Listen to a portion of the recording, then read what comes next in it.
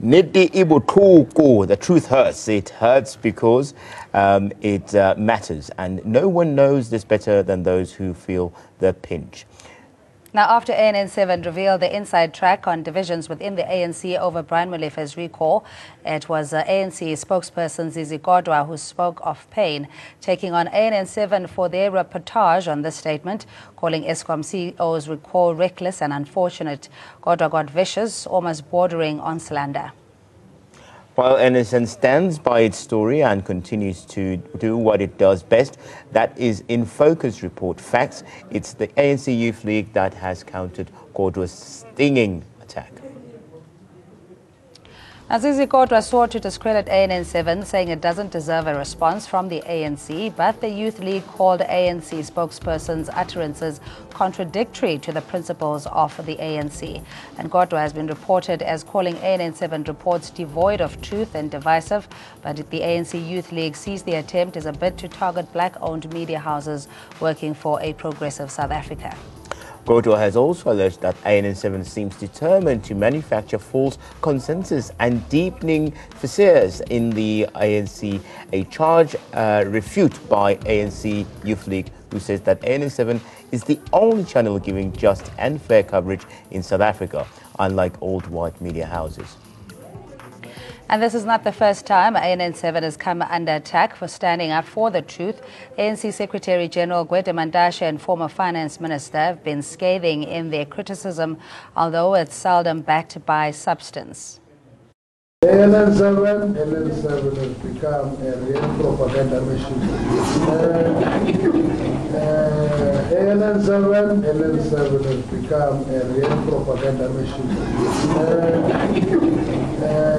This channel last night was actually saying, I'm now encouraging mass mobilization. Yes, I'm unashamedly encouraging mass mobilization. What is this propaganda channel, which is akin to Nazi Googleism? But as it is the case with good journalism, facts have always been born out of us. Now, earlier, the ANC slammed ANN7 over reports on the ANC's leaders' plans rebellion against the president. But the channel's depiction of ANC divisions and camps has since been playing out in the open for all to see. The rebellion reported on ANN7 was seen in following party NEC meetings where attempts were made to vote President Jacob Zuma out. And the ANC Secretary General's office then criticized ANN7 report on Ramaphosa-backed slate circulating in the ANC corridors, but no statements were issued when the same names were later cited by other media houses as belonging to Ramaphosa's camp.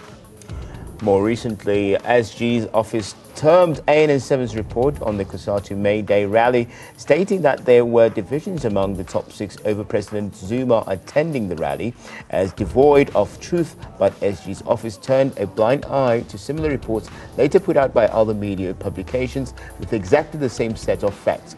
Now, Zizi Kodwa dismissed ANN7's report on divisions within the ANC over his statement condemning Brian Molefe's return to Eskom. But later, ANC itself issued a statement leaving Molefe matter to the government, an acknowledgement of the existence of the disagreements in the ANC over the issue.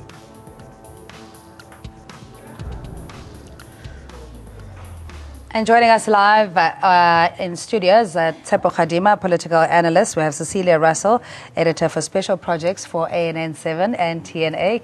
And Mondli Mkhize is ANC Youth League spokesperson. And you at home, the lines are open as well. We have Ayanda Mdluli, national spokesperson on the Forum of Journalists for Transformation.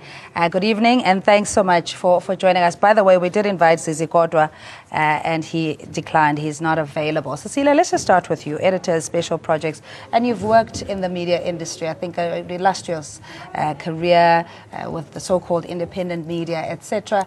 What do you make, or maybe it's just the newness of ANN7 and TNA that makes people uncomfortable, or is it a case of rejecting that you don't know and automatically assuming that it's fake news or propaganda, as we call it? I think it's a little bit more complex than that. I think that we've made a deliberate decision that we are going to do stories differently from the mainstream media. And the so when we look at a story, we look at it from our own perspective. Our own perspective is, let's ask questions that perhaps are there but are not being asked by other people, and let's go quite hard on stories. I think that it's a very bright, brash channel in many ways, and it's trying to be, and it is, and succeeding to be completely different voice. And as a result, in the 2 years that I've been here, it's moved from a place where it had few voices to a place where we incorporate new voices, different voices, controversial voices, sometimes so controversial that sometimes I think that maybe they're out there. But we have new and different voices that are not being heard on other media. And so we're always going to be considered to be odd or strange or not fitting in with the popular narrative that is in South Africa. The popular narrative is very clear.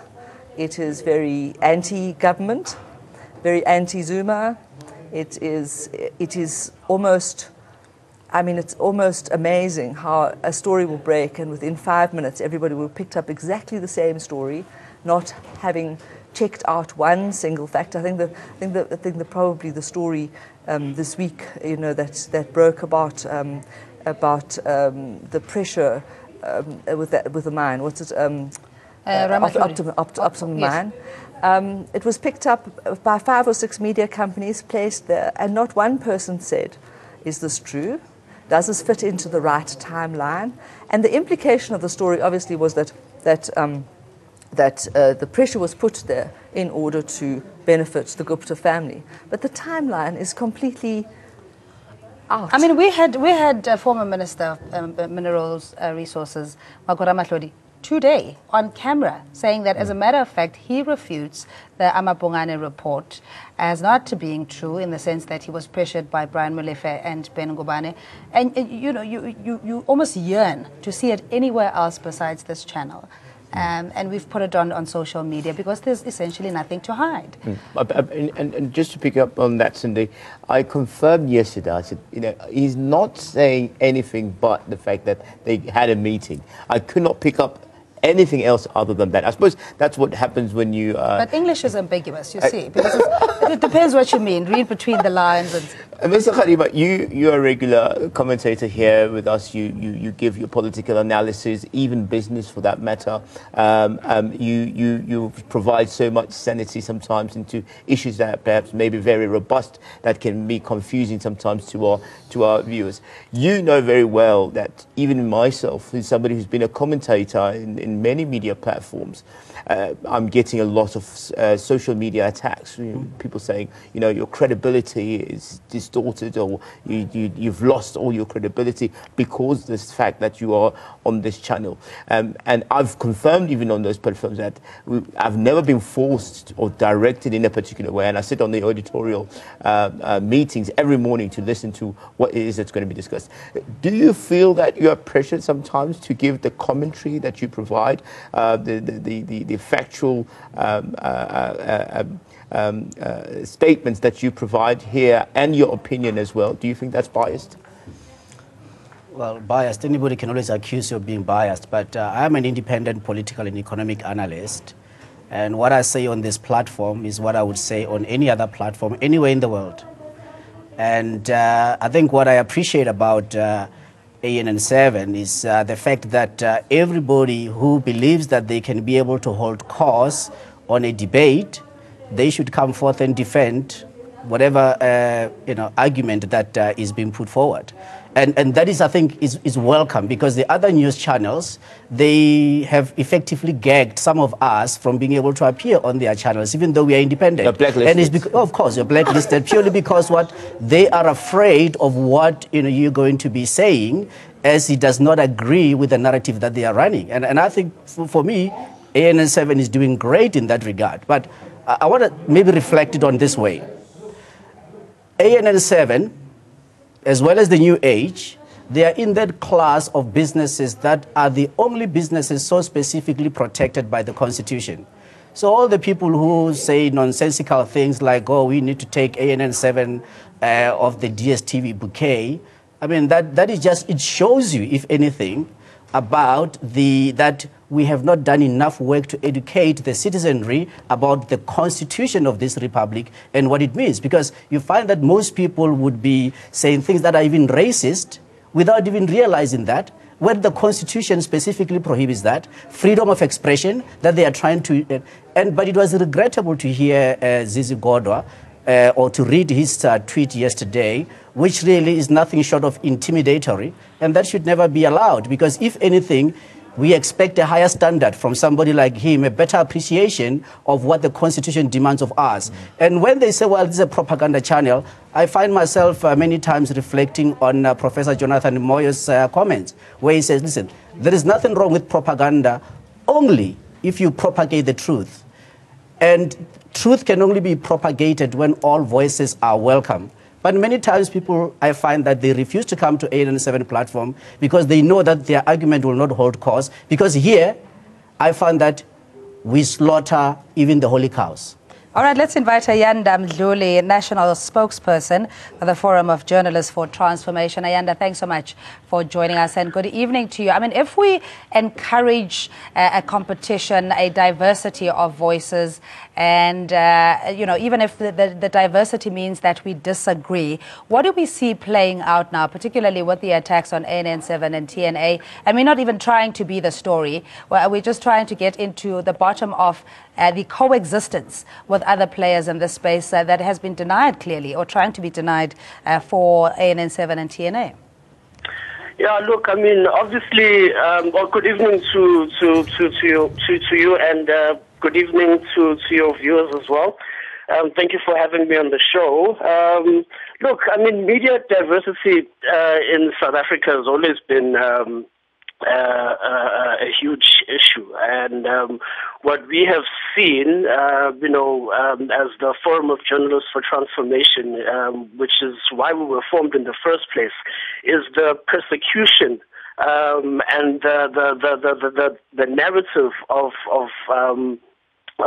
being anti-black playing out in the media, the persecution of black journalists in particular, that has resulted in the formation of the Forum of Journalists for Transformation, has resulted due to the lack of media diversity in South Africa, and I agree with some of your hosts as well, that you know, the citizenry needs to be educated on what it means to have diverse news coverage in the country, and for instance, it's very, very unfortunate for Mr. Zizi Godwa to compare ANN7 to Fox News. I mean, Fox News, which is widely known for its racism masquerading as conservatism, and even if you look at some of the hosts on the Fox News channel, you know, you've got people like Michelle Malkin, Sean Hannity, and Bill O'Reilly, who are known for being anti-black, and also you need to look at the coverage of the Black Lives Matter movement and the gunning down of unarmed black men by police, and look at how they've been covering Obamacare. I mean, it's very unfortunate, and I think it's very misguided for Mr. Godwa to make those statements. But I do believe that in South Africa, we really need to educate the citizenry. Ayanda, just stay on the line, please. We have Mlondi Mkiza, NC Youth League spokesperson. Good evening to you, Mlondi. Thanks for joining the rest of our panelists. You know, just clarity here, because Zizi on the one side, and I understand the whole democracy to a fault that the ANC exercises, and being a broad church, people have, you know, an opportunity as and when they want to make a statement. But it's also disingenuous to then turn around and say this is a attempt by ANN7 to divide the party further. What we say is devoid of any truth, and it's malicious to a point. In fact, I'm quoting him there, saying that he feels our pain, whatever it is.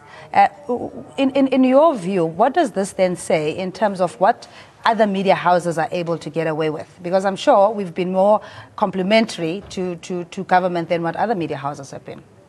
Well, firstly, I'm quite sure that Comrade Zizi would have said this in his personal Twitter account. And I think that we ought to, generally society, to separate from Mlondi Mkhize and Mlondi Mkhize, the spokesperson of the Youth League. Sometimes it is very difficult. Secondly is that, look, there is no one who would not know this in South Africa, that media houses in South Africa at this time, they always write about the African National Congress when it's an elective conference. And many people would agree and disagree with them. And I think that this is just one comment amongst many. But I think that what is important is that regardless of how you differ with a platform or a certain channel, I think a certain level of dignity and respect for that channel ought to be maintained in your difference, because I think that once we personify issues, we run a risk of looking issues at a personal level rather than at a topical level. Yeah, and I mean, I want to test the freedom of expression, whether it is a privy of all of us or whether it is only limited if you are vetted and affirmed and validated by mainstream media. What is your view before we go to our special projects editor? Well, I think that the ANC Youth League would argue, is the view of the Youth League, that I think we should appreciate all platforms and that all of them ought to be respected. For instance, we have got a problem. We've said it a number of times. We've got a problem against ENCA. We've said it as the Youth League. And I think that maybe Comrade Zizi has got a problem against the ANN7, and that is just his problem. Unfortunately for us in the Youth League, it is a Youth League problem against ENCA. We've said it before, and we've said it in their presence and absence. So I think that we would respect that, but we ought to caution, because I've been cautioned before myself when I was writing on social media, on my personal capacity, that sometimes when I write, I create an impression that this is a ANC Youth League view. And I think that the same kind of caution should be passed to comrades as an advice. That we must be very cautious so that we don't drag the name African National Congress to the views of an individual who is a member of the African National Congress. Yeah, and I think that the rules are also different for ANN7 in the sense that when we quote sources, you'd have an Adrian Besson on your personal account saying, oh, well, who are the sources? Where it is not a prerequisite, and you would know that sources can be protected or should be protected according to the Constitution, unless they're subpoenaed. So why then it's like we're playing double standards, Cecilia, and I want to, again, bring it back into the context of duality and coexistence in a democratic South Africa as the alternative voice. Yes, I think the one thing that I would say up front is that I don't agree with everybody, but I agree that their voice should be heard. And that is something that's lost sometimes with ANN7. People may not agree with us, but then they almost don't want us to be heard either. And that is problematic in terms of our constitution, because we have a voice that is different and new and fresh and what have you, and it is not mainstream. It is not the same voice as anybody else's. But we live in a democracy, so that voice should be, people should say, we don't agree with you, with respect, and this is the way I read thousands of analysts' pieces, every year, and I agree with a third of them, and 2/3 of them I don't agree with, but they inform me, and they give me a perspective, and they make me understand how other people are thinking. And instead of seeing us as in that perspective, they see us as almost, in an adversarial perspective. You know what, Cecilia, I can tell you something now on air that you and I don't agree most of the time when we talk, but we do get some sense. That's what makes it great. But, we have to also remember that we have invited Mr. Zizi Gorchwa to come and give us commentary, his views as well. He has declined to comment on the matter. But, Tsepo, on this particular matter, perhaps the narrative is very, very important. Why would political heads, we remember you saw Mr. Pravin Gordhan, former finance minister, going on attack. We've seen Mr. Julius Malema specifically attacking ANN7. We've heard from many other quarters, senior individuals who understand our constitution, who should be protecting us, who should give everyone a platform to talk. Why would they directly attack an independent news channel that is giving out news with a narrative that says, listen, everybody is diversified. Here's what our take is on the matter. Yeah, perhaps maybe this is a strategic inflection point for these political leaders and those ones that have particularly made it their business to attack ANN7 at all cost. To bear in mind what Thomas Jefferson once said, who said, look, I may not necessarily agree with what you say, but I will defend what your right to say it, and with my life, if it so means. And that is no surprise that we find that protection, freedom of expression, not only in the U.S. Constitution, which is the oldest democracy in the world, and with Thomas Jefferson's role thereof, but we find that word for word in our own Constitution as a new nation. That word for word is that I must respect and protect with my life your right to say it, even if I do not agree, because it is in the contestation of ideas that we can become a better nation. None of us, particularly those that hold public office, should not in any shape or form be afraid of their own program being publicly attacked, because it is from that attack or from that critique that we are better informed, but that they too are able to see if they have made errors. Yeah, I mean, it's very interesting. I mean, I must admit there are things that we do get wrong in the sense of maybe not agreeing completely in terms of which angle to take. We'll fight it out, and whoever makes the most compelling argument will ultimately win if you persuade the team enough. But I find the question around, or the suspicion based on the ownership of the channel and the print media, very intriguing, and it's a source, it's very sensational. And yet other media houses are not questioned in terms of what government spent on advertising they're enjoying over the years. I still have Who owns those media houses besides the public broadcaster? And where largely their funding comes from? What is their editorial policy? Because I've had the privilege of working with the SABC and ETV, and I can tell you, everybody has got their own editorial position. And that's what organizational structures ought to do. But this one in particular has become such a contentious issue. Can we just personify it and say it's because of Jacob Zuma? Is it the Guptas? What else is at play here? Look, I mean, I know Mlodi's going to come in now, but I have this, and I'm willing to put a reward for anybody who can show us in the constitution of this republic where it is forbidden to associate with the Gupta family. In fact, what we are seeing grown-ups advocating for violence and saying foolish things that are really racist, to say the least, against somebody when they claim to be respecting the Constitution. So that is an onslaught on the Constitution which we must not, under any circumstance, we almost out tolerate. Of time. Yeah, sorry, Mlondi, I know you're very passionate here. Ayanda, just a very quick response from you as well, what our viewers can take away, because at the end of the day, we're all bombarded with all sorts of information, and you have to decipher.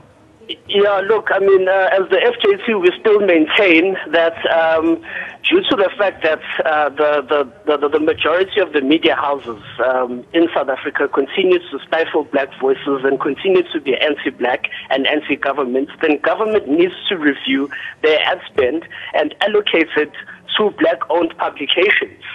You can't have a situation where government sustains most of the media houses in South Africa, but then they continue to bash government. As the FJC, we just want to say that even if ANN7 does make mistakes, there are channels that people can take to ensure that, that those issues are addressed. But the ad spend issue is one that needs to be looked at, and government really needs to prioritize ad spend to black-owned publications and black-owned media houses. I think that's the most important thing that we can take from this. Sorry, and I don't know, maybe just to clarify, is the channel viewed generally as being diverse or divisive, as Kodwa has said? Is this the overall majority feeling in the ANC? Well, I would not want to speak for the ANC. Let me focus on the Youth League, which I'm entrusted to speak on behalf. You see, we can't say from where we're sitting at the Youth League that the channel is divisive, because it can't be divisive because the ANC is facing internal issues. Then you want to find someone to apportion a blame to. It's like, you know, when you are a parent, you don't like your son to drink. Then your son starts drinking. You don't say, but my son, why are you drinking? You say, but your friends are the ones that are causing you to drink. This is the problem that we're facing.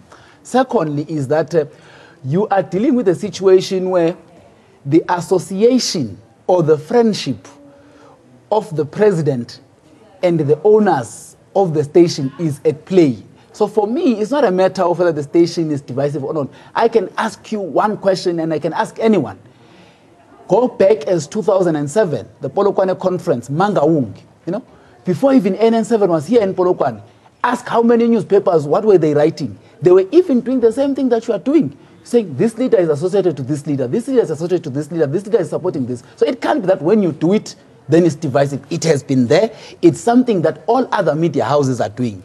But I think that when we disagree with the posture, you know, of the media house, we should not suspect that there is something that is wrong. We should be saying, no, well, the posture is here, but our issue is political. Let us place it to be political. And one thing that I think lastly we need to say is that, look, the ANC coming out of an NEC meeting says, we want to go and sit with the management and the owners of NN7 because we feel that the news that they've been giving the nation are dangerous.